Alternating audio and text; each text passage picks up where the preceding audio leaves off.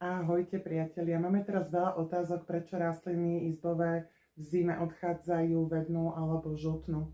Skúsime si povedať najväčšieho nepriateľa v zime, alebo aj všeobecne pre rastlinky, ktorý je, a bude sa vám to zdať čudné, ale je to voda. Je to prelievanie rastlín, ktorým veľmi ubližuje, dusia sa korienky a rastlinka väčšinou odíde. Radšej tú rastlinku nepoliať, keď neviete ako často polievať u seba doma rastliny, tak počkáme, kým trošku vednú lístky na rastlinke a radšej ich poliať vtedy, ako ich preliať.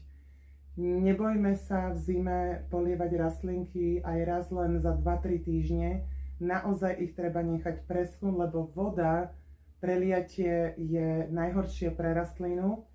A teraz bolo obdobie, naozaj bolo veľmi málo svetla, takže rastlinkám chýba okrem toho, že ich prelejeme a nepreschnú aj to svetlo, a vtedy je to najhoršia kombinácia. Takže dať čo najbližšie k oknu, rozťahovať rolety, žalúzie dávať hore, aby sa k tým rastlinám to svetlo dostalo.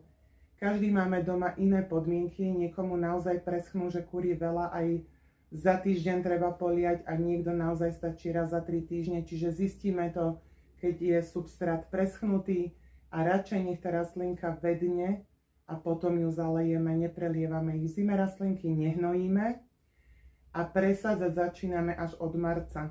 Takže to je tak zhruba základných parád pre vás a dúfam, že sa bude rastlinám dariť. Kľudne nám volajte, telefonujte, píšte, radi vám poradíme, nakoľko to máme aj vyštudované a máme veľa skúseností.